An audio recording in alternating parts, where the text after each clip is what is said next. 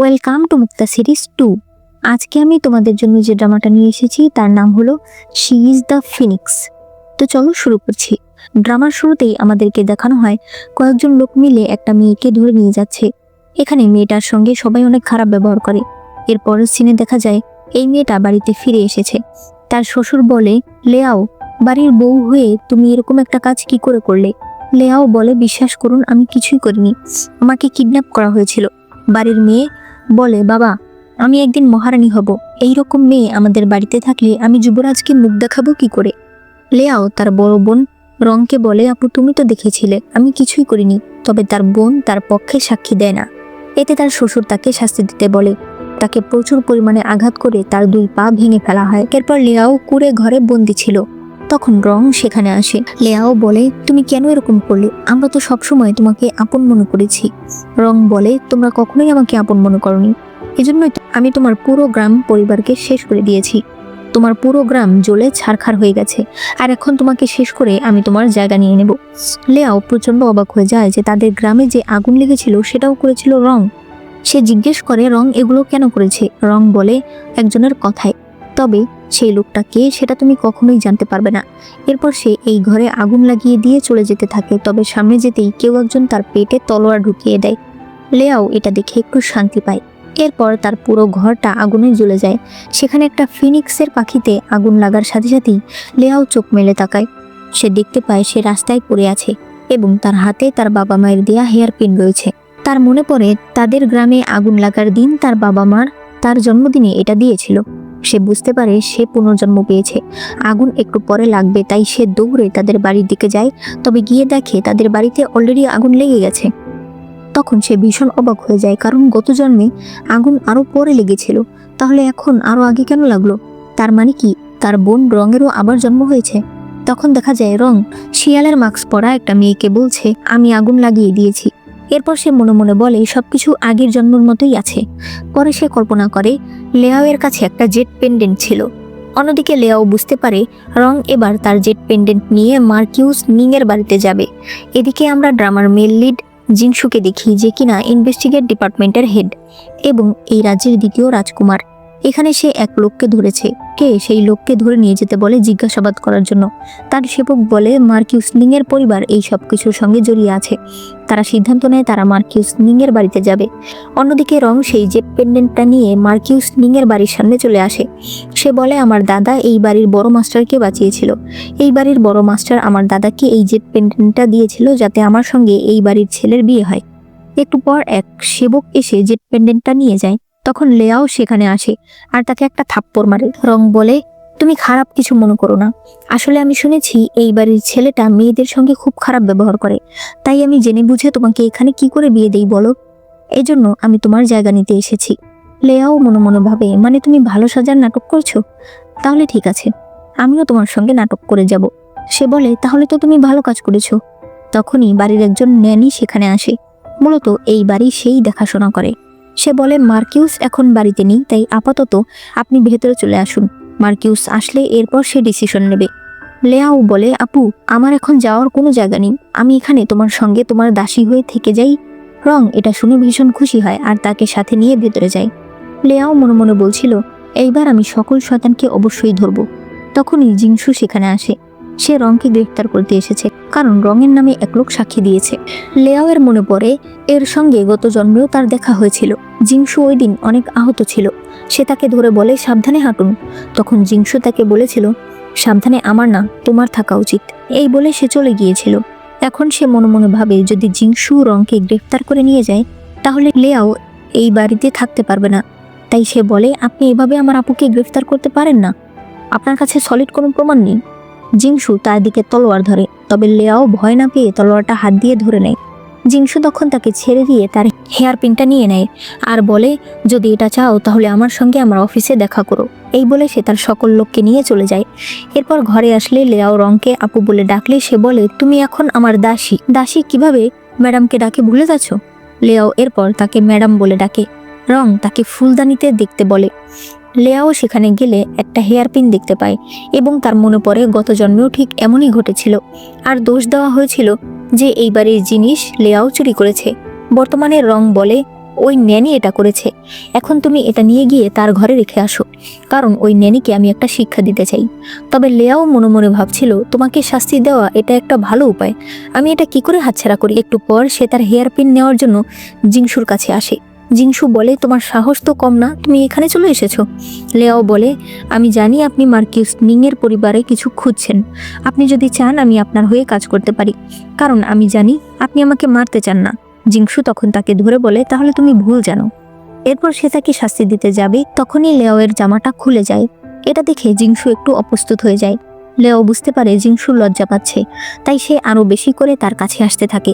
তখনই জিংসুর সেবক সেখানে চলে আসলে জিংসু তাকে নিজের কাছে নিয়ে আসে। এটা দেখে সেবক চলে যায়। লেয়াও বলে, আপনি যদি আমার সঙ্গে কাজ করতে চান তাহলে আজ সন্ধ্যার দিকে চলে আসবেন। পরে সে দেখায় সে জিংসুর কাছ থেকে একটা ছোট ব্যাগ চুরি করে এনেছে। সে মনে মনে বলছিল, এটা যেহেতু সবসময় আপনার সাথে থাকে, তার মানে এটা গুরুত্বপূর্ণ কিছু, এটা নেওয়ার জন্য হলেও আপনি আমার কাছে অবশ্যই আসবেন। সে চলে যাওয়ার সাথে সাথেই জিংসু বুঝতে পারে লেয়াও তার ছোট ব্যাগটা নিয়ে গেছে। এদিকে ন্যানি রঙের কাছে এসে তাকে ধরে নিয়ে যেতে বলে, কারণ সে এই বাড়ির গয়না চুরি করেছে। রং তখন লেয়াওকে ন্যানির ঘর চেক করতে বলে, তবে লেয়াও ফিরে এসে বলে সে কিছুই পায়নি। দেখা যায় হেয়ার পিনটা রঙের ঘরেই ছিল। রং তখন বলে, এই কাজ করেছে আমার দাসী, তাই লেয়াওকে শাস্তি দেওয়ার জন্য নিয়ে যাওয়া হয়। লেয়াওকে যখন শাস্তির জন্য বসানো হয় তখন সে মনে মনে বলছিল, জিংসু তুমি এখনো কেন আসছো না। এদিকে জিংসুর এক সেবক এসে বলে তাদের সন্দেহভাজন এক লোক মার্কিউস নিং এর বাড়িতে গেছে। এটা শুনে জিংসু সাথে সাথেই চলে আসে। এদিকে লেয়াওকে শাস্তি দেওয়ার জন্য প্রস্তুত করা হচ্ছিল, তবে তখন জিংসু চলে আসে আর সে বলে সেই বাড়ি তল্লাশি করতে এসেছে। লেয়াও তার পা ধরে তাকে বলে তাকে বাঁচাতে, তবে জিংসু তাকে পাশ কাটিয়ে চলে যেতে থাকে। কিন্তু এরপর সে আবার ফিরে আসে আর লেয়াওকে নিয়ে চলে যেতে থাকে। তখন ন্যানি রংকে ধরে থাপ্পড় মেরে বলে, দাসীর কর্মকাণ্ডের ফল এখন আপনাকে পেতে হবে। সে তাকে 30টা বেতের আঘাত দিতে বলে। এদিকে জিংসু লেয়াওকে বলে, এত ছোট একটা বিষয় সামলাতে পারলে না, তুমি কিনা আমার সঙ্গে কাজ করতে চাও। লেয়াও বলে, ছোট জিনিস হয়তো সামলাতে পারিনি, তবে আমি আপনাকে সেখানে নিতে পেরেছি। জিংসু বলে, ঠিক আছে, তাহলে তুমি আমার সঙ্গে কাজ করবে। তাদের একটা স্টাডি রুম আছে, সেখান থেকে আমাকে একটা রিপোর্ট এনে দিতে হবে, আর একদিন পর একদিন আমার সঙ্গে দেখা করতে হবে। এরপর সে তার কাছে তার ওই ছোট ব্যাগটা যায়। পরদিন লেয়াও ফিরে আসে। রং তাকে দেখে অনেক অবাক হয়ে যায়। লেয়াও বলে, আমাকে ধরে নিয়ে গিয়েছিল আমাদের গ্রামে আগুন কিভাবে লেগেছে সেটা জানার জন্য, তবে যেহেতু সেটা অ্যাক্সিডেন্ট ছিল তাই আমাকে ছেড়ে দিয়েছে। রং বলে, আমি তোমাকে দোষ দিয়েছিলাম, তাই তুমি আমাকে ক্ষমা করে দাও, কিন্তু আমার আর কোনো উপায় ছিল না। লেয়াও বলে, মার্কিউস নিং বাড়িতে আসতে চলেছে, তাই তোমাকে এমন কিছু করতে হবে যাতে সে তোমাকে বউ হিসেবে মেনে নেয়। এই জন্য সবচেয়ে ভালো উপায় তোমাকে মার্কিউস নিং এর ছেলের মন জয় করতে হবে। তাই আমি তোমার জন্য পিঠা আর ড্রাগ রেডি করে ফেলেছি। রঙের মনে পড়ে আগের জন্মে ওই ছেলে লেয়াওকে কি পরিমাণ অত্যাচার করেছিল, আর রং জানালা দিয়ে এগুলো শুনছিল। লেয়াও মনে মনে বলে, এই জীবন যেহেতু তুমি বেছে নিয়েছো, তাহলে এগুলো তোমাকে ভোগ করতেই হবে। একটু পর সে এই বাড়ির ছেলের সঙ্গে বসে পিঠা খাচ্ছিল। হঠাৎ ছেলেটা বলে তার গরম লাগছে। রং এরপর নিজের পোশাক খুলে তাকে বলে, ঘুমিয়ে পড়লে আর গরম লাগবে না। এরপরেই শুরু হয় ছেলেটার অত্যাচার। সে তাকে ধরে অনেক মারছিল। রং চিৎকার করছিল আর লেয়াও জানালা দিয়ে এগুলো শুনছিল। সে মনে মনে বলছিল, এই জীবন তুমিই বেছে নিয়েছো, তাই চিৎকার করে কোনো লাভ নেই। এরপর মার্কিউস নিং বাড়িতে আসলে তারা দুজন এখানে আসে। মার্কিউস বলে, তোমাকে যেহেতু আমার ছেলের পছন্দ হয়েছে, তাহলে তুমি আমার ছেলের বউ। একটু পর দেখা যায় লেয়াও খাবার এনে স্টাডি রুমের বাইরে দারোয়ানদের খাবার খাওয়ার জন্য বলছিল, তবে তারা এতে রাজি হয় না। লেয়াও মনে মনে ভাবছিল সে তাহলে ভেতরে যাবে কি করে। তখনই সে দেখতে পায় একজন লোক তার স্ত্রীকে টাকার জন্য মারধর করছিল। সে তখন ওই লোকটাকে টাকা দিলে লোকটা সেখান থেকে চলে যায়। লেয়াও এই মহিলাটাকে বলে, আমি আপনাকে সাহায্য করেছি যাতে আপনি আমাকে সাহায্য করেন। মহিলা তার সঙ্গে কাজ করতে রাজি হয়, তবে বিনিময়ে সে 10 টাকা চায়, কারণ এতে সে তার স্বামীর কাছ থেকে ডিভোর্স নিতে পারবে। এই মহিলাও এই বাড়ির একজন নেনি এবং তার নাম ঝো। এর পরে সিনে মার্কিউসের ছেলে রংকে ধরে বলে, আমার ঠান্ডা লাগছে, চলো ঘুমাবো। রং বলে, তুমি যে মেয়েটা একটু আগে গেল ওই মেয়েটার সঙ্গে গিয়ে ঘুমাও। এটা শুনে সে লেয়াও এর কাছে যায়, তবে লেয়াও তার হাতে থাকা ফুলের টব দিয়ে তার মাথায় আঘাত করে দেয়। এরপর দেখা যায় মাথার যন্ত্রণা নিয়ে সে শুয়েছিল। রং লেয়াওকে ঘরে রেখে বাইরে দিয়ে তালা দিয়ে চলে যায়। আজ লেয়াওকে জিংসুর সঙ্গে দেখা করতে হবে, তাই সে জানালা দিয়ে পালাতে চায়। তখন মার্কিউসের ছেলে তাও তাকে ধরে ফেলে। লেয়াও বলে, আপনি রং আপুকে পছন্দ করেন না? সে বলে, হ্যাঁ করি। লেয়াও বলে, তাহলে আপনি তার কাছে না গেলে সে রাগ করবে। তাও এরপর জানালা দিয়ে রঙের কাছে চলে যায়। লেয়াও জিংসুর কাছে যায় এবং তাকে বলে সে স্টাডি রুমে এখনো যেতে পারেনি। লেয়াও বলে, অনেক ঠান্ডা বেড়েছে, তাই আমি আপনার জন্য শীতের মোজা নিয়ে এসেছি। তবে সে যখন সেটা তাকে পরাতে যায় তখন জিংসু বাধা দেয়। ওই সময় লেয়াও হাতে ব্যথা পেলে সে তার হাতে আঘাত দেখতে পায়। সে জিজ্ঞেস করে এই আঘাত কে দিয়েছে। তখন ওই ন্যানি, মানে যার নাম ঝো, সে বলে লেয়াও যখন স্টাডি রুমে যাচ্ছিল তখন মার্কিউসের ছেলে তাও তাকে জোর করে নিয়ে যেতে চাইছিল, আর সে বলছিল সে লেয়াওর সঙ্গে ঘুমাতে চায়। জিংসুর মেজাজ তখন প্রচণ্ড খারাপ হয়ে যায়, তবে সে কিছু না বলে চলে যায়। লেয়াও শীতের মোজাগুলো ঝোঁকে ফিরিয়ে দেয়। আসলে এগুলো সে শুধুমাত্র অভিনয় করার জন্য নিয়ে এসেছে। এদিকে দেখা যায় জিংসু তাওকে ধরে নিয়ে এসে ইচ্ছামতো পেটাচ্ছিল। সে বলে এরপর থেকে যখনই লেয়াওকে দেখবি তার থেকে দূরে চলে যাবি। এরপর লেয়াও রঙের কাছে গেলে রং তাকে হাঁটু গেড়ে বসতে বলে। তার মেজাজ প্রচণ্ড খারাপ ছিল, কারণ তাও গত রাতেও তাকে মেরেছে। লেয়াও বলে আমি তো তোমার জন্য ভালো একটা খবর এনেছি। আমি জানতে পেরেছি বাড়ির দায়িত্ব যে ন্যানির কাছে আছে তার ছেলে গ্যাম্বলিং কেসের একজন সাসপেক্ট। এটা শুনে রং আজ বড় একটা আয়োজন করতে বলে, কারণ আজ এই বাড়ির বড় মেয়ে বিংচিং ফিরে আসছে, যে কয়েকদিন রাজপ্রাসাদে ছিল। এদিকে জিংসুর কাছে একটা নিমন্ত্রণ আসে। মার্কিউসের মেয়ে বিংচিং তাকে তাদের বাড়ির অনুষ্ঠানে নিমন্ত্রণ জানিয়েছে, তবে জিংসু জানিয়ে দেয় সে যাবে না। সেবক তাকে লেয়াওয়ের চিঠি দেয়। লেয়াওয়ের চিঠি পড়ে সে বলে তাহলে তো আমাকে সেখানে যেতেই হয়, মনে হচ্ছে আজ ভালো কিছু হবে। এরপর দেখা যায় এই বাড়ির বড় মেয়ে বিংচিং ফিরে এসেছে। এর মধ্যেই জিংসুও সেখানে আসে। ভেতরে সবকিছু ভালোই চলছিল। এর মধ্যে হঠাৎ করেই অনেকগুলো লোক এসে মার্কিউসের সামনে আবেদন জানাতে থাকে যে এই ন্যানির ছেলে লিংকে শাস্তি দেওয়ার জন্য, কারণ তার জন্য তাদের অনেক টাকা জলে চলে গেছে। ন্যানি সেখানে তার ছেলের হয়ে ক্ষমা চাইতে থাকে। তবে তখন জিংসু তাকে ধরে নিয়ে যেতে বলে, কারণ এটা যেহেতু অনেক লোকের কেস তাই এটাতে ভালোভাবে ইনভেস্টিগেশন করতে হবে। একটু পরেই সেখানে আরেকজন লোক আসে, আর সে রংকে বলে সব সুযোগ সুবিধা পেয়ে নিজের বাবাকে ভুলে গেছো। তখন দেখানো হয় এই লোককে একটা প্যাভিলিয়ন থেকে বের করে দেওয়া হচ্ছে। তখন লেয়াও তাকে বলে আঙ্কেল, আপনার মেয়ের কাছে যাবেন। আসলে একদিন এই লোক রংকে অনেক মারধর করছিল আর তাকে বিক্রি করার জন্য নিয়ে যেতে চাইছিল, কারণ তার অনেক টাকার প্রয়োজন। তবে তখন লেয়াও তাকে নিয়ে পালিয়েছিল। এরপরেই লেয়াওয়ের বাবা মা তাকে কিনে রেখে দেয় আর নিজেদের মেয়ে বলে লালন পালন করেছে। বর্তমানে লেয়াও বলে বাবা তুমি এসব কি বলছো, তোমার মেয়ে তো আমি। সে তাকে নিয়ে বাইরে চলে যায়। এইসব দেখে জিংসু অনেক অবাক ছিল। সে বুঝতে পারছিল না লেয়াও আসলে কি করতে চাইছে। পরদিন রঙের বাবা রংকে 500 টাকা দিতে বলে, নয়তো সে তার আসল পরিচয় মার্কিউসকে জানিয়ে দেবে। রং এতে রাজি হয়ে যায়। এদিকে লেয়াও ফুল গাছ দেখছিল। তখন সে দেখতে পায় জিংসু এখানে এসেছে। জিংসু বলে তুমি আমাকে সত্যি করে বলো, তুমি কিভাবে এই বাড়ির ন্যানি আর তার ছেলের ব্যাপারটা জানলে, আর এখন তোমার প্ল্যান কি? সাবধানে বলো, কারণ দেয়ালেরও কান আছে। লেয়াও এরপর একদম তার কাছে এসে বলে তাহলে এভাবে বললে হয়তো দেয়াল শুনবে না। সে বলে আমার হয়ে আপনাকে একটা ফাঁদ তৈরি করতে হবে। রঙের বাবা যেন অনেক ঋণে ডুবে যায়। জিংসু এতে রাজি হয়ে যায়। এরপর সে চলে যায়। এরপরেই দেখা যায় রঙের বাবা আবারও রঙের কাছে 100 টাকা ধার চাইছে। রং আর কোনো উপায় না পেয়ে লেয়াওকে নিয়ে বিনচিংয়ের কাছে চলে আসে। লেয়াও যখন বিনচিংকে সামনে থেকে দেখে তখন সে বুঝতে পারে বিনচিং হয়তো সেই মেয়ে যে কিনা রংকে তাদের গ্রাম পুড়িয়ে ফেলার আদেশ দিয়েছিল। একটু পর বিনচিং রংকে বলে তুমি আসলে কি চাইছো? সে বলে আমার কিছু টাকার দরকার, কারণ আমার বাবা আমাকে অনেক প্রেশার দিচ্ছে। বিনচিং বলে যেই তুমি পুরো গ্রাম শেষ করে দিতে পেরেছো সে এখন এই সামান্য জিনিস নিয়ে ভয় পাচ্ছ? আমার কুকুর হতে হলে তোমাকে কামড় দিতে জানতে হবে। এরপর রং কতগুলো পিঠা রেডি করে নিয়ে যায়।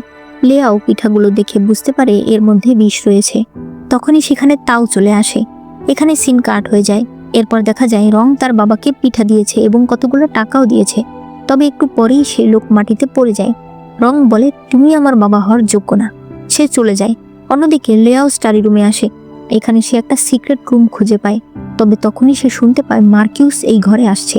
তাই সে তাড়াতাড়ি সিক্রেট রুম থেকে বেরিয়ে আসে, তবে মার্কিউস দরজা খুলে ফেলে। অন্যদিকে রং বাড়িতে এসে দেখে তাও মাটিতে পড়ে আছে, তার মুখ দিয়ে রক্ত পড়ছে। রঙের মনে হয় সে তার বানানো পিঠা খেয়েছে। তার মাথা তখন একেবারে ঘুরে যায়। ওই সময় একজন লোক বলে মার্কিউস তাকে ডেকেছে, কারণ লেয়াও একটা অন্যায় করেছে। রং মনে মনে ভাবতে থাকে তাহলে এই দোষ সে লেয়াওকে দিয়ে দেবে, যে লেয়াওই হয়তো তাওকে মেরেছে। এরপর রং সেখানে গিয়ে বলতে শুরু করে লেয়াওয়ের সব দোষ, তার তাওকে দেখে রাখা উচিত ছিল। লেয়াও বলে মার্কিউস তোমাকে কেন ডেকেছে সেটা না জেনেই তুমি কি বলছো? মার্কিউস বলে তুমি নিজের পরিচয় মিথ্যা বলে আমাদের বাড়িতে এসেছো, তোমাকে তো শাস্তি দিতেই হয়। তখন দেখানো হয় মার্কিউস লেয়াওকে ধরে ফেলেছিল। লেয়াও তাকে জেট পেন্ডেন্ট দেখিয়ে বলে এটা তার, আসলে তার সঙ্গেই এই বাড়ির ছেলের বিয়ে ঠিক হয়েছিল।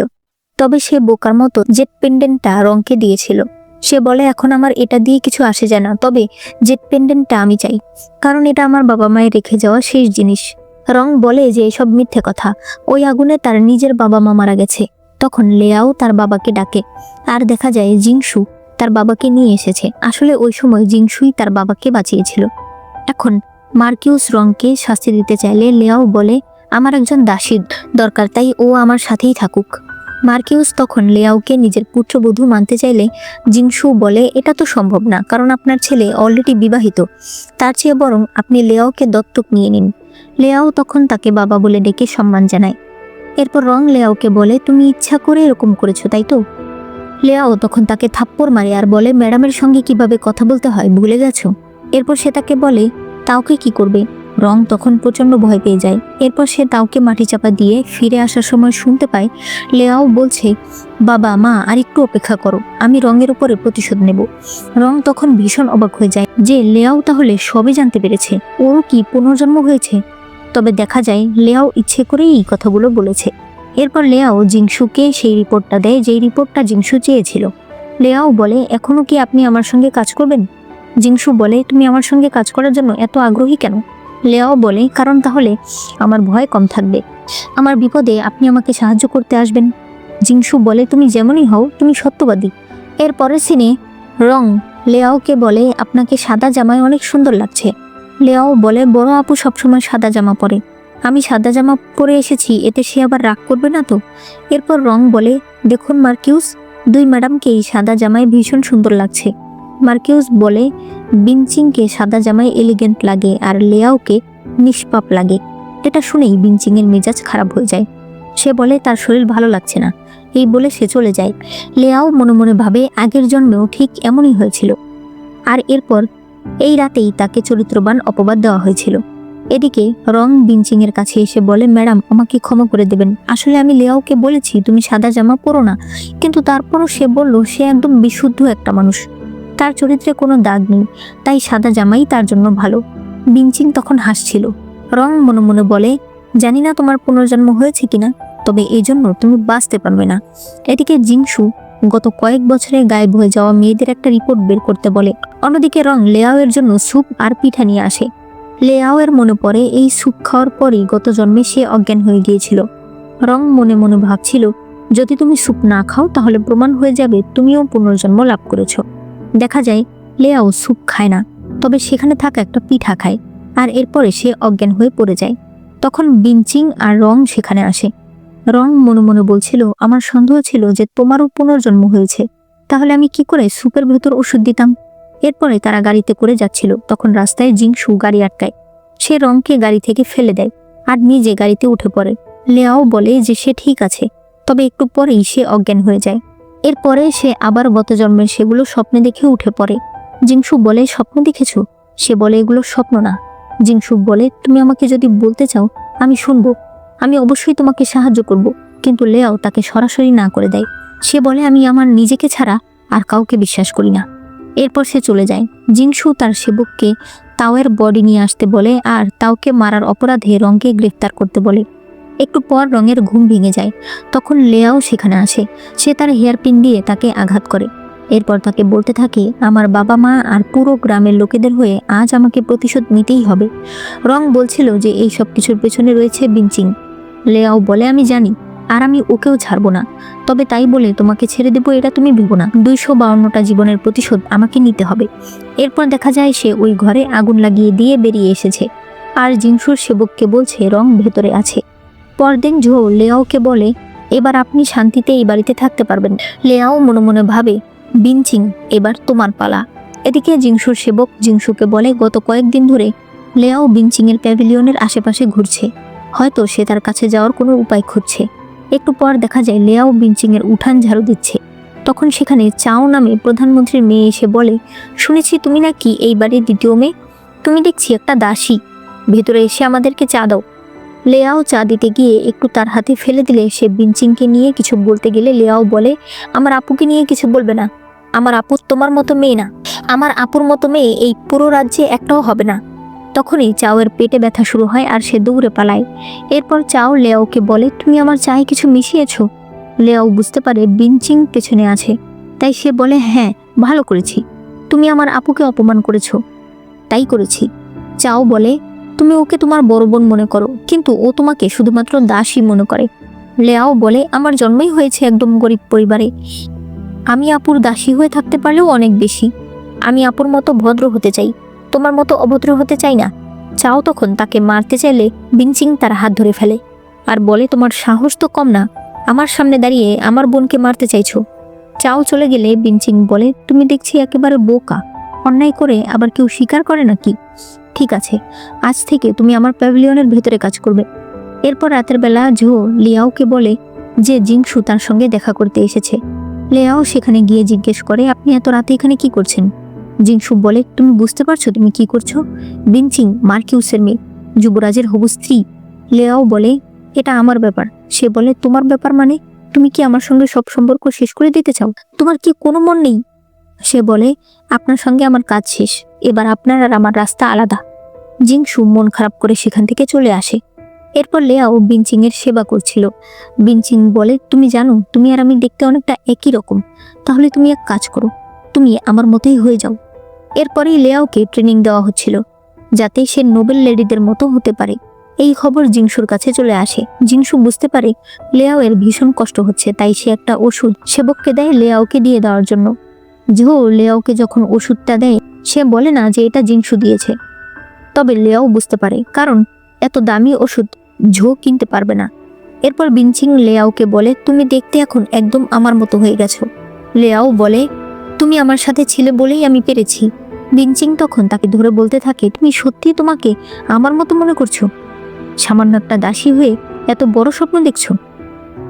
এরপর সে আয়নার কাছে গিয়ে বলতে থাকে, আমাকে ভালো হয়ে থাকতে হবে, বাবা বলেছে আমাকে ওইসব লোকেদের মন জয় করতে হবে। লেয়াও মনে মনে বলতে থাকে, ওর এত মুড সুইং কেন হয়? আর ওইসব লোক বলতে ও কাদের কথা বোঝাতে চাইছে? তবে এরপর সে কথা না বাড়িয়ে চলে আসে। এরপর এক দাসী বিনচিংকে বলে, ম্যাডাম আপনি লেয়াওয়ের সঙ্গে নিজেকে তুলনা করবেন না, সে একটা দাসীর মতো, সে বিশুদ্ধ হলেই বাকি। মানে এখানে দাসীও লেয়াওকে বিশুদ্ধ বলছে। বিনচিং তখন তার জিহ্বা কেটে ফেলে আর বলে, বিশুদ্ধ আমি ওকে রাখবো না, আমি ওকে নোংরা করে ছাড়বো। এরপর বিনচিং তার একটা গার্ড পিংয়ের সঙ্গে সময় কাটাচ্ছিল। তার ঘরে আমরা জিংশুর একটা ছবি দেখতে পাই। হঠাৎ বিনচিং রেগে যায় আর পিংকে চলে যেতে বলে। একটু পর লেয়াও এসে ওই ছবিটা দেখতে পায়। সে বলে, আপু তুমি চাইলে আমি তোমার জন্য একটা কাজ করতে পারি, তুমি কি জিংশুর সঙ্গে ঘুরতে যেতে চাও? এরপর সে মনে মনে বলে, এই একটা কাজের জন্য জিংশু অবশ্যই রাজি হবে। পরদিন জিংশুর মায়ের মৃত্যুবার্ষিকী ছিল, তবে সে বাড়িতে এসে দেখে তার মায়ের পছন্দের মুদান ফুল তার বাবা লোকজন দিয়ে সব বাইরে ফেলে দিয়েছে। সে তার বাবাকে এর কারণ জিজ্ঞেস করলে মহারাজ বলে যে তার নতুন স্ত্রী এই ফুলের গন্ধ সহ্য করতে পারে না। জিংশু তখন মনে করে একদিন তার মা তার হাতে একটা চাকু দিয়ে ঘর থেকে তার জন্য মুদান ফুল নিয়ে আসতে বলে। এরপর সে পানির কুয়োর দিকে যেতে থাকে। জিংশু বাইরে এসে শুধুমাত্র তার মায়ের রুমালটা পায়। বর্তমানে জিংশু ঘরে আসলে দেখতে পায় সেখানে লেয়াও দাঁড়িয়ে আছে। সে জিজ্ঞেস করে, তুমি এখানে কেন এসেছো? লেয়াও বলে, আপনাকে আমার একটা কাজ করতে হবে, কাল বিনচিংকে নিয়ে আপনি একবার ঘুরতে যাবেন। জিংশু এটা শুনে ভীষণ রেগে যায়। লেয়াও তার হাত ধরে বলে, বিনিময়ে আমি আপনাকে একটা জিনিস দেব। এরপর লেয়াও জিংশুর মায়ের পছন্দের ফুল মুদান ফুল সাজায়। পরে তারা দুজন মিলে ল্যান্থানে মনের ইচ্ছা লেখে। জিংশু বলে, মানুষের মধ্যে কত পার্থক্য, কেউ কেউ ভালোবাসার জন্য বেঁচে থাকে, আবার কেউ কেউ মনে শুধু প্রতিহিংসা পুষে রাখে।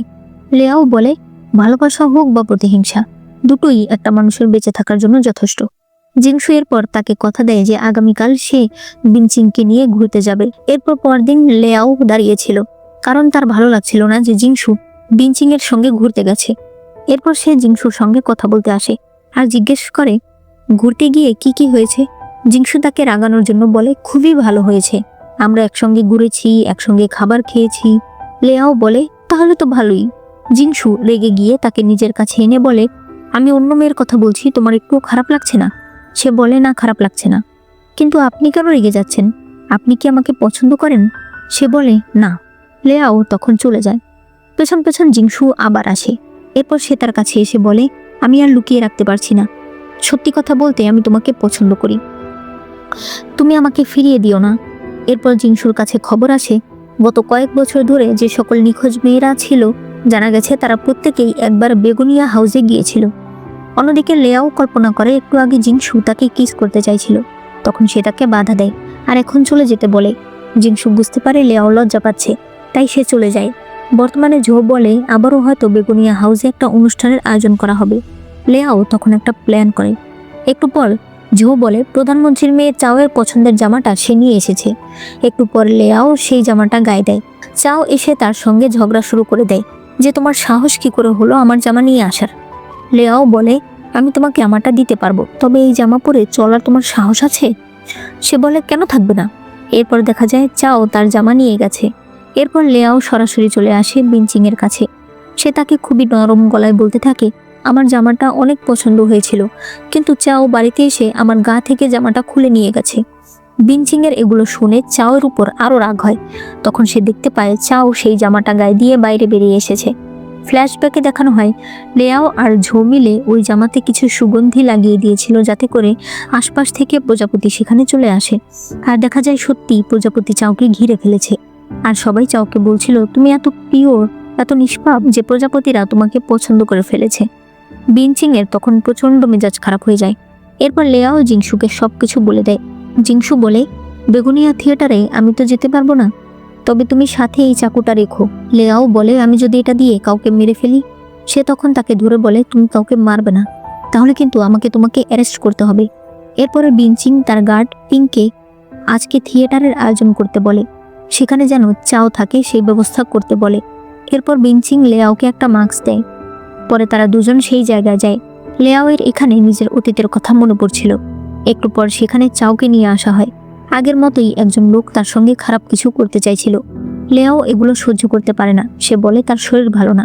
তবে সে একটু সামনে এসে একটা মোমবাতি বের করে, আর এরপরেই শোনা যায় থিয়েটারে আগুন লেগে গেছে। সবাই দৌড়ে পালাচ্ছিল। তখন লেয়াও এসে চাওকে উদ্ধার করে, কিন্তু ওই সময় সেখানে অন্য একটা লোক আসে। লেয়াওয়ের মনে পড়ে এই লোকটাই গত জন্মে তাকে হেনস্থা করেছিল, তাই এইবার সে তার পেটে চাকু ঢুকিয়ে দেয়। অন্যদিকে চাও বাইরে এসে জিংসুকে বলে দেয় ভেতরে আগুন লেগেছে। জিংসু ভেতরে আসলে দেখতে পায় লেয়াও ওই লোককে মেরে ফেলেছে। লেয়াও যখন চলে আসছিল জিংসু তখন তাকে কাছে গিয়ে জড়িয়ে ধরে, আর এতে লেয়াও অজ্ঞান হয়ে যায়। এরপর লেয়াও এর জ্ঞান ফিরলে সে বলে আপনি কি সত্যি আমাকে অ্যারেস্ট করবেন না? সে বলে না, করব না। লেয়াও বলে আপনি কি জানতে চান না আমি কেন এমনটা করলাম? জিংসু বলে না, আমি জানতেও চাই না। সে বলে কিন্তু আমি আপনাকে বলতে চাই। এরপর সে তার জামা খুলে তার গায়ের আঘাতগুলো দেখায় আর বলে এই সেম ঘটনা আমার সঙ্গে ঘটেছে, তবে সেটা আগের জন্মে। এই জন্মে আমার শরীর ভালো আছে, কিন্তু তবুও ওই স্মৃতিগুলো আমি ভুলতে পারছি না। যখনই মনে পড়ে তখন আমি নিজেই নিজেকে এভাবে আঘাত করি। জিংসু বলে তুমি চিন্তা করো না, আমি সবসময় তোমার সাথে আছি। লেয়াও বলে কিন্তু আমি আপনার সঙ্গে থাকতে চাই না, কারণ আমি যেটা চাই আপনি সেটা দিতে পারবেন না। জিংসু বলে তুমি আমাকে নিজের অস্ত্র, নিজের ঢাল, নিজের ব্যাকআপ হিসেবে ব্যবহার করতে পারো। বাকি তুমি তোমার প্রতিশোধ নেওয়ার জন্য যা ইচ্ছা করতে পারো, আমি তোমাকে আটকাবো না। এটা শুনে লেয়াও তাকে জড়িয়ে ধরে। এরপর বিনচিং জিংসুর জন্য খাবার নিয়ে আসছিল, তবে তখন সে দাসীর কাছে একটা মেয়েদের পোশাক দেখতে পেয়ে ভীষণ রেগে যায়। সে তাড়াতাড়ি দরজার কাছে চলে আসে দেখার জন্য ভেতরে কে আছে। এরপরে জিংসুকে দরজা খুলতে বলে, তবে জিংসু তাকে চলে যেতে বলে কারণ সে ভেতরে লেয়াওকে কিস করছিল। বিনচিং ঘরে এসে রাগে একটা পাত্র ভেঙে ফেলে। তখন পিং এসে হাঁটু গেড়ে বসে বলে আপনার রাগ হয়ে থাকলে আমার উপর রাগ ঝাড়ুন, নিজের শরীর খারাপ করবেন না। বিনচিং বলে তুমি একটু কাছে এসে কথা বলো, আমি তোমার কথা শুনতে পাচ্ছি না। পিং তখন সেই ভাঙা কাচের উপর দিয়ে হাঁটু গেড়ে তার কাছে আসে। বিনচিং এতে অনেক শান্তি পায়। এরপর বিনচিং লেয়াওকে ধরে। সে বলে আমি জানি ওই দিন বেগুনিয়া থিয়েটারে তুমিই আগুন লাগিয়েছিলে। সে বলে তোমার বুঝি গরিব মানুষদের জন্য মায়া হয়, অসহায়দের জন্য মায়া হয়? ভুলে যাবে না তাদের জীবন পিঁপড়ার মতো, আমরা তাদেরকে একটু টর্চার করলে তেমন কিছুই হবে না। লেয়াও বুঝতে পারে এগুলো বিনচিং এর জন্য শুধুমাত্র মজা। এরপর পরদিন বিনচিং একটা তলোয়ার নিয়ে এসে বলে এটা জিংসুকে দিয়ে আসতে। লেয়াও তখন তাকে রাগানোর জন্য একটা সুযোগ পেয়ে যায়। সে বলে আসলে আপু, কয়দিন ধরে দেখছি জিংসু মাস্টারের কাছে একটা মেয়ে অনেক বেশি আসা যাওয়া করছে। মেয়েটাকে দেখার জন্য আমরা একটা কাজ করতে পারি। তুমি একটা বড় অনুষ্ঠানের আয়োজন করো, সেখানে রাজ্যের সকল বড় ঘরের মেয়েদের নিমন্ত্রণ করো, সেখানে অবশ্যই ওই মেয়েটা আসবে। তখন তুমি তাকে একটা শিক্ষা দিয়ে দেবে। বিনচিং তার এই প্রস্তাবে রাজি হয়ে যায়। এরপর লেয়াও জিংসুর কাছে গিয়ে বলে, আপনি দোকান থেকে একটা গলার হার কিনবেন। এরপর খালি হাতে বিনচিং এর কাছে যাবেন। বিনচিং যদি গলার হারের কথা জিজ্ঞেস করে বলবেন যে আপনি কোনো গলার হার কেনেননি। জিংসু এতে রাজি হয়ে যায়। লেয়াও বলে, জিজ্ঞেস করলেন না যে আমি এগুলো কেন বললাম? জিংসু বলে, কোনো কিছু জিজ্ঞেস করার দরকার নেই, তুমি যা বলবে আমি তাই করব। লেয়াও তখন তার কাছে এসে তাকে চোখ বন্ধ করতে বলে। এরপর তার জামার কলারে একটা কিস করে বলে, বিনচিং এর সঙ্গে যখন দেখা করতে যাবেন তখন এই জামাটা পরেই যাবেন। একটু পর লেয়াও বিনচিংকে বলছিল, জিংসু নাকি একটা গলার হার কিনেছে, নিশ্চয়ই সেটা তোমাকে দেবে আপু। তখনই দেখা যায় জিংসু চলে এসেছে, তাই লেয়াও সেখান থেকে চলে যায়। বিনচিং বলে, আমার হার কোথায়? সে বলে, কিসের হার? আমি কোনো হার কিনিনি, তোমার কিনতে ইচ্ছে হলে নিজে গিয়ে কিনে নিয়ে আসো। এই বলে সে চলে আসে। তখন লেয়াও দৌড়ে আসলে বিনচিং বলে ওর কলারে মেয়েদের লিপস্টিকের দাগ। এরপরেই সে বেরিয়ে পড়ে জিংসুকে ফলো করার জন্য। অন্যদিকে লেয়াও বলে, এখন আমাকে আবার পোশাক বদল করতে হবে। একটু পরেই দেখা যায় সে জিংসুর সঙ্গে হাঁটছে আর বিনচিং তাদেরকে ফলো করছে। একটু পর জিংসু তাকে ধমক দিয়ে বলে, তুমি আমাকে ফলো কেন করছো? এর মধ্যেই বিনচিং এর কাছে একটা চিঠি আসে যেখানে লেখা ছিল, যে জিনিস তোমার নয় সেটা পাওয়ার চেষ্টা করো না, তোমার আমাকে খুঁজতে হবে না, আমি নিজেই আগামীকাল তোমার অনুষ্ঠানে আসব। এরপরে এরা দুজন উপরে দাঁড়িয়েছিল, কারা কারা তাদের অনুষ্ঠানে আসে দেখার জন্য। লেয়াও বলে, আপু তুমি একবারও আমার উপর সন্দেহ করছো না কেন? বিনচিং বলে, তোমার মতো একটা গ্রামের লো ক্লাসের মেয়েকে জিংসু পছন্দ করবে? লেয়াও এরপর ঘরে চলে আসে আর সেই গলার হারটা পরে বলতে থাকে, এবার দেখো গ্রামের লো ক্লাসের মেয়ের কাছে হেরে কেমন লাগে। এরপর সে বিনচিং এর পেছনে দাঁড়িয়ে বলে, আমি এসেছি। বিনচিং দেখতে পায় তার গলায় একটা হার। এর মধ্যেই জিংসু সেখানে আসলে লেয়াও হাত দিয়ে ইশারা করে তাকে কাছে ডাকে আর বলে, তুমি কেন আসলে? জিংসু বলে, আমি তোমাকে মিস করছিলাম। বিনচিং তাকে ধরে মারতে গেলে জিংসু তার হাত ধরে ফেলে। লেয়াও বলে, আমার মতো একটা গ্রামের মেয়ের কাছে হেরে এখন কেমন লাগছে? এরপর তারা হাত ধরে চলে যায়। ঘরে আসলে জিংসু বলে, আমি প্রথম তোমাকে এত রাগতে দেখেছি। সে বলে, বেগুনিয়া থিয়েটারের কেস শেষ হয়ে গেছে, তবে এর পেছনে আসলে কে আছে তা এখনো জানা যায়নি, তাই আমি ইচ্ছে করে ওকে রাগিয়েছি যাতে ও ওর উপরের লোককে খুঁজে আমাকে শাস্তি দেওয়ার জন্য। এরপর লেয়াও তার বাবার সঙ্গে কথা বলছিল, মানে মার্কিউসের সঙ্গে। মার্কিউস বলে, শুনেছি জিংসু নাকি তোমাকে পছন্দ করে। লেয়াও বলে, বাবা আমি তাকে বলেছি আমাদের বাড়িতে কোনো ইনভেস্টিগেশন না করতে। তখনই বিনচিং সেখানে এসে বলে, তোমার মতো একটা মেয়ে আমার সঙ্গে কম্পিটিশনের জন্য নেমেছো? লেয়াও বলে, তোমার সঙ্গে আমার কিসের কম্পিটিশন? তুমি তো যুবরাজের ফিয়ন্সে, আবার তুমি অন্য রাজকুমারের উপর নজর দিচ্ছ। বিনচিং এর বাবা তার উপর রাগ দেখালে সে বলে, জানো বাবা, এই মেয়েটাই বেগুনিয়া হাউসে আগুন লাগিয়েছে। তার বাবা তখন তাকে একটা থাপ্পড় মারে আর বলে, তোমার সাহস কি করে হয় সেই কথা আবার তোলার? চাও প্রধানমন্ত্রীর মেয়ে, তুমি জানো তোমার পরিচয় জানাজানি হলে আমাদের পরিবার একেবারে শেষ হয়ে যেত। লেয়াও বাইরে চলে আসলে বিনচিং এর বাবা একটা মোমবাতি নিভিয়ে দিয়ে বলে, আমি তোমাকে একা বড় করেছি, বিনিময়ে তুমি আমাকে এই প্রতিদান দিচ্ছ। বিনচিং তখন তার কাছে ক্ষমা চাইতে থাকে। তার বাবা বলে, তোমার মা মারা যাওয়ার পর আমি তোমাকে কত কষ্ট করে বড় করেছি, আমি তোমাকে বড় করেছি ভালো কিছু পাওয়ার আশায়। এরপর সে বলে, আগামীকাল জিয়ানান শহর থেকে এক সওদাগর আসবে, তোমাকে তাকে খুশি করতে হবে, তাহলেই আমাদের পরিবার সবসময় ভালো থাকবে। এরপর দেখা যায় এরা দুই বাবা মেয়ে এক জায়গায় এসেছে এবং তাদেরকে ফলো করে জিংসু আর লেয়াও চলে এসেছে। তবে তারা তো ভেতরে যেতে পারবে না, তাই তারা সেখানকার একটা গুহায় আপাতত আশ্রয় নেয়। ভেতরে বিনচিং পারফরমেন্স করছিল, বাইরে ওই সওদাগর আর তার বাবা বসেছিল। সওদাগর বলে, আপনার মেয়ে তো অনেক ভালো, আমার অনেক পছন্দ হয়েছে। এরপর 3 দিন পরের সিন দেখানো হয়। বিনচিংকে কাপড়ে মুড়িয়ে গাড়িতে তোলা হয়। পিং সেখানে থাকা গার্ডদের মেরে ফেলে। এই সব কিছুই আড়াল থেকে এরা দেখছিল। লেয়াও বলে, ওর মারার ধরন দেখে মনে হচ্ছে এটা ওর প্রথমবার না, কিন্তু এই প্যাভিলিয়নের ভেতরে আসলে কি হয়েছে তা তো আমরা জানি না। এরপর বিনচিং ঘরে বসেছিল, তখন লেয়াও সেখানে আসে। সে তার আঘাত দেখে বুঝতে পারে এই 3 দিন বিনচিংকে অনেক অত্যাচার করা হয়েছে। সে বলে, দেখো আমি জানি না তোমাকে দিয়ে কেন এগুলো কাজ করানো হয়েছে, তবে আমি তোমার জন্য একটা ওষুধ রেখে গেলাম, আর যদি তোমার কখনো মনে হয় তুমি আমার সঙ্গে কাজ করতে চাও তাহলে আসতে পারো। বিনচিং মনে মনে ভাবছিল, আমি কোনোদিন ভাবতেও পারিনি ও আমার জন্য কেয়ার করবে। তবে এরপর সে আবার বদলে গিয়ে বলে, ও আমার কেয়ার করছে না, ও আমাকে নিয়ে হাসছে। একটু পর জিংসু এসে লেয়াওকে বলে, মার্কিউস নিজেই বিনচিংকে বিভিন্ন সওদাগরদের কাছে নিয়ে যায়, মূলত সে নিজের ব্যবসা বাড়ানোর জন্য এমনটা করে। তবে কথা হলো বিনচিং যুবরাজের হবু স্ত্রী। মার্কিউসের কখনোই সাহস হওয়ার কথা না বিনচিং এর সঙ্গে এরকম কাজ করার। তাহলে আসলে এই সব কিছুর পেছনে কে আছে? রাতের বেলা ঝো লেয়াওকে বলে সে তার হাজবেন্ডের কাছ থেকে ডিভোর্স নিয়ে নিয়েছে। লেয়াও বলে এবার তাহলে আপনাকে আর আমার সঙ্গে কাজ করতে হবে না, আপনি এবার আপনার বাবা মায়ের কাছে ফিরে যান, নতুন একটা জীবন শুরু করুন। ঝো ভীষণ খুশি হয়ে যায়। এদিকে জিংসু আর তার সেবক রাস্তায় দাঁড়িয়েছিল। তখন তারা এক লোককে মাতাল অবস্থায় দেখে যে কিনা একটা মেয়ের ব্যাপারে কথা বলছিল। মূলত এটাই সেই সওদাগর যার কাছে বিনচিং গিয়েছিল। জিংসুর সেবক তাকে শাস্তি দিতে যেতে চায়, তবে তখন দেখা যায় পিং তলোয়ার নিয়ে সেই লোকের কাছে যাচ্ছে। জিংসু বলে এবার তুমি পিংকে অ্যারেস্ট করতে যাও, তবে তুমি তাকে অ্যারেস্ট করবে না, তাকে পালিয়ে যেতে দেবে। একটু পরে দেখা যায় বিনচিং বলছিল তুমি একটুর জন্য জিংসুর কাছে ধরা পড়োনি।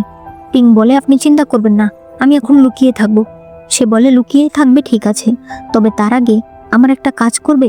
সে তাকে কিস করে বলে আমি লেয়াওকে একদম সহ্য করতে পারছি না, শুনেছি ওর একটা ন্যানি আছে, তার নাম ঝো, তাকে মেরে ফেলো। আমি চাই লেয়াও কয়দিন একটু খারাপ থাকুক। এদিকে ঝো তার কাপড় চোপড় গুছিয়ে নিচ্ছিল, তবে এরপর সেখানে পিং চলে আসে। একটু পরে লেয়াও ঘরে এসে দেখে জো পড়ে আছে। লেয়াও অনেক কান্না করে। তখনই বিনচিং সেখানে আসে আর বলে এখন কেমন লাগছে? এগুলো আমি করেছি, কারণ তোমার সুখ আমার সহ্য হচ্ছিল না। লেয়াও তাকে মারতে চাইলে তার দাসীরা তাকে ধরে ফেলে। বিনচিং লেয়াওকে কুঁড়ে ঘরে বন্দি করতে বলে আর 1000 বার সরি লিখে চিঠি লিখতে বলে। এরপর লেয়াও কুঁড়ে ঘরে বসে ঝোয়ের কথা মনে করছিল। পরে সে নিজেকে শান্ত করে 1000টা চিঠি লিখে বিনচিং এর সামনে বসে। বিনচিং বলে ঠিক আছে, আমি তোমাকে ক্ষমা করে দিয়েছি, আজ আমাদেরকে রাজমাতার কাছে যেতে হবে। এরপর তারা সবাই রাজমাতার কাছে আসে। রাজমাতা এই প্রথম লেয়াওকে দেখছে, তাই সে তাকে নিজের কাছে বসায়। লেয়াও বলে কয়দিন আগে আমি আপুকে রাগিয়ে দিয়েছিলাম, তাই ক্ষমা হিসেবে আমি আপুর জন্য চা নিয়ে এসেছি। বিনচিং কল্পনা করে ডাক্তার তার বাবাকে বলছে বিনচিং ম্যাডাম প্রেগনেন্ট, তাই চায়ের স্ট্রং ফ্লেভার তার সহ্য হচ্ছে না। বর্তমানে রাজমাতা বলে চা খেয়ে নাও। বিনচিং যখনই চায়ের ঘ্রাণ নেয় তখন তার বমি আসতে শুরু করলে লেয়াও বলে আপু তোমার কি হয়েছে? সে রাজমাতাকে বলে দয়া করে একটা ডাক্তার ডাকুন। লেয়াও কল্পনা করে অনেকদিন আগেই সে বিনচিং এর দাসীকে দিয়ে বিনচিংকে এই ওষুধ খাওয়ানোর ব্যবস্থা করেছিল, যাতে সে প্রেগনেন্ট হবে না ঠিকই, তবে তার মনে হবে সে প্রেগনেন্ট। এমনকি ডাক্তাররাও লক্ষণ দেখে বলবে যে সে প্রেগনেন্ট। বর্তমানে ডাক্তার এই কথাই বলে। রাজমাতা তখন ভীষণ রেগে যায়। ওই সময় যুবরাজ ইউ সেখানে আসে। রাজমাতা বলে তুমি কি জানো তোমার ফিয়ন্সে প্রেগনেন্ট? ইউ বলে এত বড় কথা তুমি কাউকে বলোনি, তুমি কি এখনো লুকাতে চাইছো? এরপর সে বলে দাদি এই বাচ্চা আমার। এরপর যুবরাজ আর বিনচিং একসঙ্গে হাঁটছিল। যুবরাজ বলে আমি জানি তুমি কি বলতে চাও, তবে আমি মেনে নিয়েছি এই বাচ্চা আমার, তাই তোমার বাবা কিছুই বলতে পারবে না। একটু পর লেয়াও বিনচিং এর কাছে আসে। বিনচিং বলে তুমি তো কিছুই করতে পারলে না, যুবরাজ যখন স্বীকার করে নিয়েছে তখন এই বাচ্চা তার, তুমি এবারও ফেল। তখন দেখানো হয় যুবরাজ তার দাদিকে বলছে একদিন এক দাসী আমাকে ড্রাগ দিয়েছিল, আমি বিনচিংকে ধোকা দিতে চাইনি। ওই দিন বিনচিং রাজপ্রাসাদেই ছিল, তাই আমি তার ঘরে চলে যাই। রাজমাতা বলে তাহলে আর আমার কিছু বলার নেই, শুধু বলবো তোমাদের তাড়াতাড়ি বিয়ে দিয়ে দেওয়ার জন্য। এরপর লেয়াও জানতে পেরেছে ঝোকে মেরেছে পিং। জিংসু তাকে সাবধানে থাকতে বলে। লেয়াও ঘরে আসলে দেখতে পায় পিং সেখানে তার জন্য অপেক্ষা করছে। এরপর সে চাকু নিয়ে যখনই তাকে আঘাত করতে যায় তার চাকু ঢোকে না, তবে লেয়াও চাকু দিয়ে তাকে আঘাত করে দেয়। তখন দেখানো হয় আসলে জিংসু লেয়াওকে একটা আর্মর দিয়েছে। বর্তমানে সেখানে বিনচিং চলে আসে। সে লেয়াওকে বলে এখন তো তোমাকে জিংসু অফিসের লোকেরাই গ্রেপ্তার করে নিয়ে যাবে। লেয়াও বুঝতে পারে বিনচিং নিজেই পিংকে এখানে পাঠিয়েছে। এরপর দেখা যায় লেয়াও জেলখানায় ছিল। তখন জিংসু সেখানে এসে তাকে বলে তুমি চিন্তা করবে না, আমি তোমাকে এখান থেকে নিয়ে যাব। তবে এর মধ্যেই সে শুনতে পায় বিনচিং অলরেডি লেয়াওয়ের নামে মহারাজের কাছে নালিশ করেছে। এরপরে লেয়াও বসেছিল। তখন জিংসুর সেবক আসলে লেয়াও জিজ্ঞেস করে জিংসু কোথায়? জিংসুর সেবক বলে সে আপনাকে ছেড়ে দেওয়ার জন্য মহারাজের কাছে আবেদন জানাচ্ছিল, তবে মহারাজ তার কথা শোনে না, উল্টো তাকে অনেক শাস্তিও দেয়। উনি আমাকে এসব কথা আপনাকে বলতে বারণ করেছে, তাই উনি যদি এখানে আসে আপনি বলবেন না আপনি এ বিষয়ে জানেন। এরপর লেয়াও একটা খারাপ স্বপ্ন দেখে চোখ মেলে তাকিয়ে দেখে জিংসু সেখানে আছে। সে জিংসুকে জড়িয়ে ধরে আর বলে আমি তোমাকে অনেক মিস করেছি। এদিকে বিনচিং এর আজ বিয়ে, সে তার সকল দাসীদেরকে চলে যেতে বলে। এরপর সে বলতে থাকে তুমি কেন এসেছো? সবাই জানে তুমি মারা গেছো। তখন দেখা যায় পিং এসেছে। সে বলে, আজ আপনার বিয়ে, আজ থেকে আমরা সারা জীবনের মতো আলাদা হয়ে যাব। শেষবার আপনাকে না দেখে আমি কি করে পারি? আমি শুধু একটা জিনিস জিজ্ঞেস করতে এসেছি, যুবরাজ কি আপনার সঙ্গে ভালো ব্যবহার করে? সে কি আমার থেকেও ভালো? বিনচিং তাকে মারতে গেলে সে হাত ধরে বলে, সে কি আমার মতোই নিজের জীবন আপনার হাতে তুলে দেবে? বিনচিং তখন অনেক ইমোশনাল হয়ে যায়, আর এরপর তারা দুজন কিস করতে শুরু করে দেয়। দেখা যায় বাইরে থেকে একজন দাসী একটা কবুতর উড়িয়ে দিয়েছে। এদিকে এরা দুজন জেলখানায় বসেছিল। তখন মহারাজের আদেশনামা আসে। মহারাজ বলেছে লেয়াওকে পিংকে মারার দায়ে মৃত্যুদণ্ড দিতে। লেয়াও বলছিল, জানি না বাড়িতে কি চলছে। তখন দেখা যায় রাজমাতা দাসীদের নিয়ে বউয়ের সাজগোজ দেখতে এসেছে। তবে সে দেখতে পায় পুরো বাড়ি খালি, তাই সে তাড়াহুড়া করে ভেতরে আসে আর তাদেরকে এই অবস্থায় দেখতে পায়। পরে মার্কিউস রাজমাতা আর যুবরাজের কাছে ক্ষমা চাইছিল তার মেয়ের ব্যবহারের কারণে। বিনচিং বলে, আমাকে জোর করা হয়েছে। যুবরাজ তখন পিংকে ধরে নিয়ে আসতে বলে। বিনচিং বলছে, তুমি নাকি তাকে জোর করেছ। অন্যদিকে জিংসুর সেবক এসে বলে, আপনি কাকে নেওয়ার জন্য এসেছেন? আপনি কি জানেন পিং বেঁচে আছে? এরপরে তারাই উল্টো ওই মন্ত্রীকে অ্যারেস্ট করে। জিংসু বলে, চলো আমরা বাড়ি চলে যাই। কিন্তু লেয়াও বলে, তাড়াহুড়ার কিছু নেই, আমি এখানেই ওর জন্য অপেক্ষা করব। এদিকে পিং একবার বিনচিং এর দিকে তাকিয়ে হাসে, এরপর বলে, হ্যাঁ আমি ওনাকে জোর করেছি।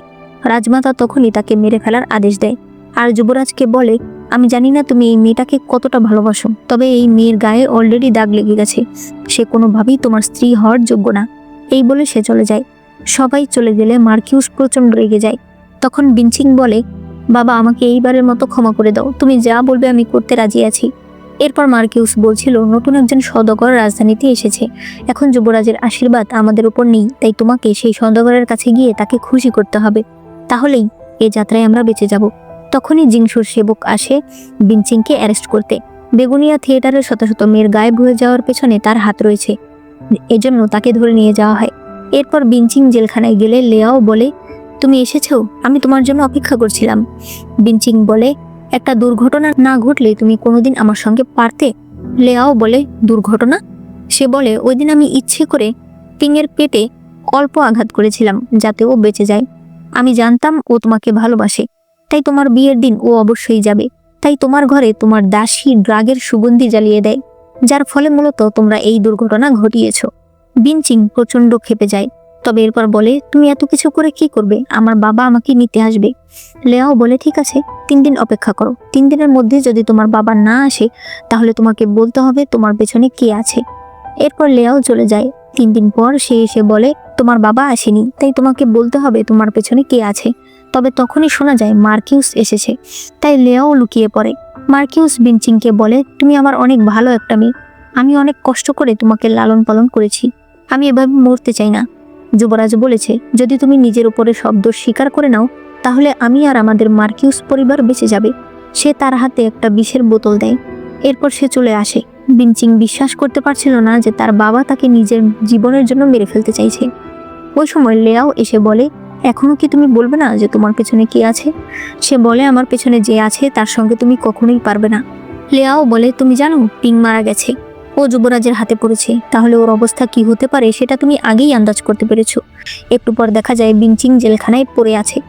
এরপর রাজমাতা লেয়াওয়ের অনেক প্রশংসা করছিল, কারণ সে বেগুনিয়া হাউসের কেসটাকে সলভ করতে পেরেছে, এত এত নিখোঁজ মেয়েদের ইনসাফ দিতে পেরেছে।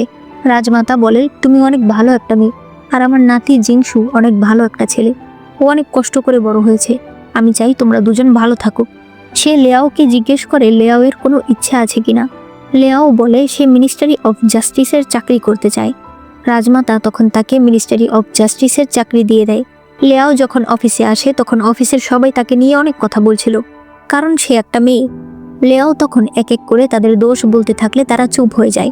এরপরে লেয়াও অনেকগুলো কেসের রিপোর্ট দেখে জানতে পারে গত কয়েক বছরে এমন অনেকগুলো গ্রাম রয়েছে যাদেরকে একেবারে পুরো গ্রাম সহ জ্বালিয়ে দেওয়া হয়েছে।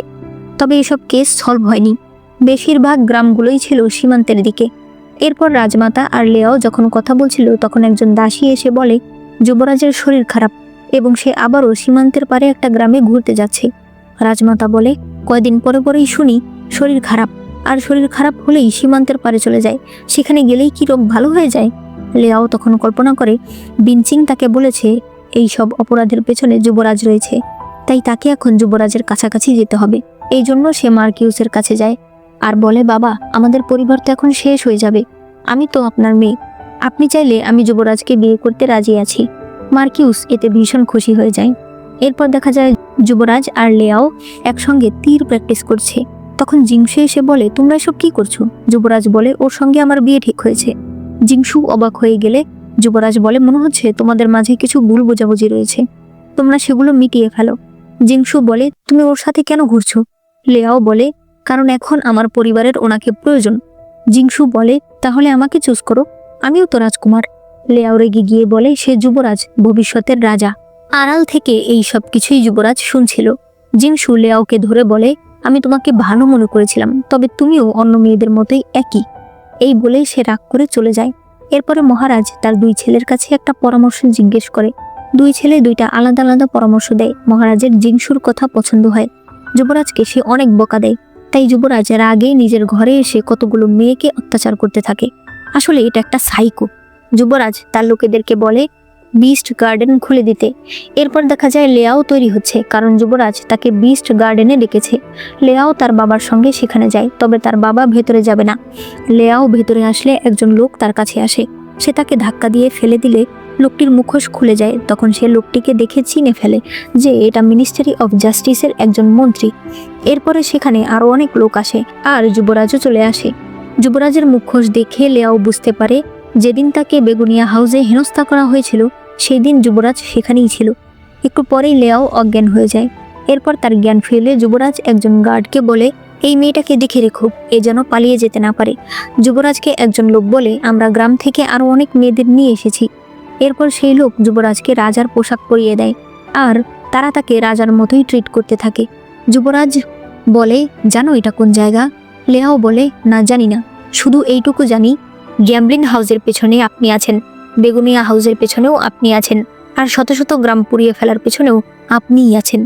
আসলে যুবরাজের জন্য গ্রাম থেকে সকল উপযুক্ত মেয়েদের তুলে নিয়ে আসা হয় আর বাকিদেরকে পুড়িয়ে শেষ করে ফেলা হয়। বর্তমানে যুবরাজ বলে, এগুলো জেনেই বা তুমি কি করবে? তুমি তো এমনিতেও বেশিক্ষণ বাঁচবে না। তখনই সামনে থাকা গার্ড যুবরাজের দিকে তলোয়ার ধরে। এরপর সে মুখোশ খুলে ফেললে দেখা যায় এটা জিংশু। লেয়াও নিজের হাত খুলে বলে, আপনি হয়তো জানেন না যে শুরু থেকেই আমরা আপনার সঙ্গে খেলছি। তখন দেখানো হয় ওই দিন যুবরাজ আড়াল থেকে সরে যাওয়ার পর জিংশু লেয়াওয়ের কাছে আসে। সে বলে, তুমি জানো এই কাজে কত রিস্ক রয়েছে? লেয়াও বলে, রিস্ক হলেও তুমি তো আছো আমার সাথে, আমার কিছুই হবে না। এরপর দেখা যায় সেখানে মুখোশ পরা লোকেদের মধ্যে অর্ধেক লোকই জিংশুর লোক, অর্থাৎ যুবরাজ পুরোপুরি ধরা পড়ে গেছে। এরপর তাকে মহারাজের কাছে নিয়ে আসা হয়। মহারাজ সবকিছু শুনে বলে, যুবরাজ, তুমি এমন একটা কাজ কি করে করতে পারলে? তুমি কি এখনো বাচ্চা আছো? সে তাকে শাস্তি হিসেবে 2 মাস নিজের ঘরে বন্দি থাকতে বলে। তার এই শাস্তি শুনে এরা দুজন ভীষণ অবাক হয়ে যায়। জিংশু তার বাবাকে বলে, এখানে 2700 মানুষের জীবন জড়িয়ে আছে, আপনি কিভাবে যুবরাজকে এত অল্প শাস্তি দিতে পারেন? মহারাজ এতে রেগে যায়। সে বলে, ও এই রাজ্যের যুবরাজ, এইটুকু ভুলের জন্য এখন কি ওকে মেরে ফেলবো? এরপর তারা দুজন রাজমাতার কাছে এসে এই সব কিছু বলছিল। জিংশু বলে, আমি ওই লোকের কাছে শুধুই বিচার চাইতে গিয়েছি। তখন দেখানো হয় তার মা যখন অনেক অসুস্থ ছিল সে মহারাজের কাছে এসে বলছিল, দয়া করে আমার মাকে বাঁচান। কিন্তু মহারাজ উত্তরে বলেছিল, তোমার মা একটা সামান্য দাসী, তার মতো একটা দাসী না বাঁচলে কি হবে? অর্থাৎ তার কাছে জীবনের কোনো মূল্য নেই।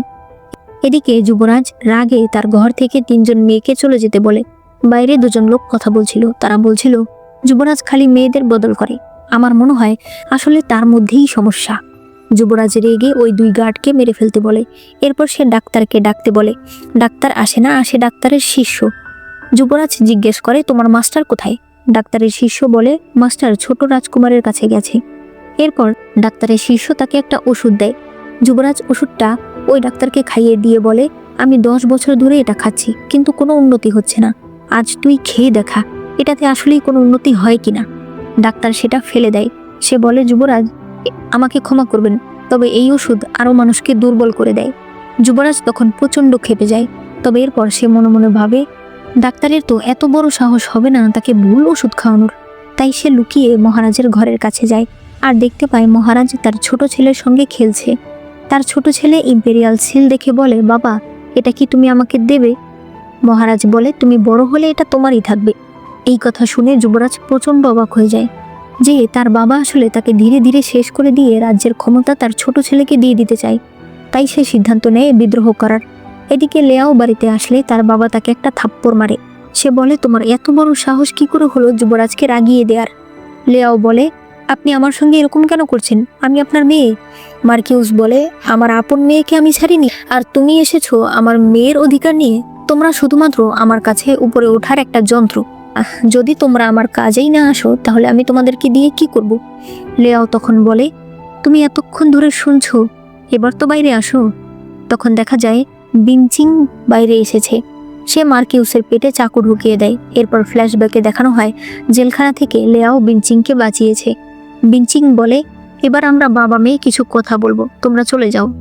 এরপর বিনচিং তার বাবাকে বলে, আজ এই ঘরে 496টা মোমবাতি জ্বালানো হয়েছে। আপনি কি বলতে পারেন কেন? তার বাবা বলে, না জানি না। বিনচিং বলে, কারণ আপনি 496 বার মোমবাতি নিভিয়ে দিয়েছেন। আর তোমরা তো জানোই মার্কিউস তখনই মোমবাতি নিভিয়ে দেয় যখন সে কোনো কাজের অর্ডার দেয়। মার্কিউস বলতে থাকে, তুমি তো আমার মেয়ে, আমার একটা অন্যায় তুমি ক্ষমা করে দাও। বিনচিং বলে, একটা অন্যায়? আপনি 496 বার মোমবাতি নিভিয়েছেন, তাই আমি 496টা মোমবাতি জ্বালিয়ে দিয়েছি। এবার এরাই আপনাকে গিলে খাবে। বিনচিং একটা পর্দায় আগুন লাগিয়ে দেয় আর এরপর চাকু দিয়ে মার্কিউসকে আঘাত করে। এদিকে দেখা যায় যুবরাজ তলোয়ার নিয়ে মহারাজের কাছে চলে এসেছে। মহারাজ বলে, তোমাকে কি আমি কম দিয়েছি? এখন তুমি বিদ্রোহ করতে চাইছো? যুবরাজ বলে, কিসের বিদ্রোহ? আমি যুবরাজ, সিংহাসন 2 দিন পর এমনিতেই আমার হবে, তাই 2 দিন আগে নিতে এসেছি। আপনি অনেক সিংহাসনে থেকেছেন, আপনাকে আর থাকতে হবে না। আপনি আমাকে ধীরে ধীরে শেষ করে দিয়ে আপনার ছোট ছেলেকে সিংহাসন দিতে চাইছেন, তাই তো? সে যখনই তলোয়ার দিয়ে তার বাবাকে আঘাত করতে যাবে তখন জিংসু তীর নিক্ষেপ করে তার তলোয়ারটা ফেলে দেয়। এরপর লেয়াও সেখানে আসে। যুবরাজ বলে, তোমরা এখানে কেন? লেয়াও বলে, কারণ প্ল্যান তো আমরাই করেছি। তখন কল্পনায় দেখানো হয় লেয়াও বলছিল যুবরাজকে শাস্তি দিতে হলে আমাদেরকে তাকে খেপাতে হবে। আর এরপরে মূলত তারাই তাকে ওই সময় খেপিয়ে দিয়েছে, যে সময় মহারাজ তার ছোট ছেলের সঙ্গে ছিল। এখন মহারাজ যুবরাজকে জেলখানায় নিয়ে যেতে বলে। এর পরের সিনে দেখা যায় লেয়াও হেয়ার পিনটা হাতে নিয়ে তার বাবা মাকে কল্পনা করে। তার বাবা মা বলে, আমরা তোমাকে নিয়ে অনেক গর্বিত, তাই তুমি ভালোভাবে থেকো। লেয়াও অনেক কান্না করে। এদিকে রাজমাতা জিংসুকে বলে, যুবরাজ শাস্তি সহ্য করতে না পেরে মরে গেছে। তোমার বাবাও নিজের ভুল বুঝতে পেরেছে। এখন তোমার বাবা সিংহাসন তোমার হাতে তুলে দিয়েছে। জিংসু অনেক খুশি হয় এবং রাজমাতাকে ধন্যবাদ জানায়। রাজমাতা বলে, তাহলে তোমরা বিয়ে করছো কবে? একটু পর জিংসু লেয়াওয়ের সঙ্গে দেখা করতে আসে আর তাকে বলে, আমি কিন্তু এখন রাজা হয়ে যাব, তাই তোমাকে কিন্তু আমাকে তাড়াতাড়ি বিয়ে করতে হবে। লেয়াও বলে, কেন? তুমি অধৈর্য হয়ে যাচ্ছ নাকি? সে বলে, হ্যাঁ, আমি আর পারছি না। লেয়াও তখন তাকে কিস করে আর এখানেই এই ড্রামাটি শেষ হয়ে যায়। ড্রামাটি অনেক বেশি কনফিউজিং ছিল, তবে আমি চেষ্টা করেছি তোমাদেরকে একটু ভালোভাবে বুঝিয়ে দেওয়ার জন্য। আমি পার্সোনালি ড্রামাটিকে 10-এ 7 দেব। তোমাদের ড্রামাটা কেমন লেগেছে সেটা অবশ্যই আমাকে কমেন্টে জানিয়ে দিও। 10-এ কত দিতে চাও সেটাও জানিয়ে দিও। অবশ্যই ভিডিওতে লাইক করো আর চ্যানেলে নতুন হলে চ্যানেলটাকে সাবস্ক্রাইব করে দিও।